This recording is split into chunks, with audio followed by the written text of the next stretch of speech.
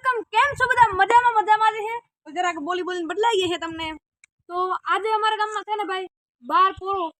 ઘણા 12 પોરો કે અને જે આવતો એમને 12 પોરો અમારા ગામની પાસે છે આજે અમારા ગામમાં 12 પોરાનું આયોજન રાખેલ છે મસ્ત મજાનું ઓટાણે સામૈયાનો સમય છે 10 વાગે ઓટાણે થઈ ગયા છે 10:30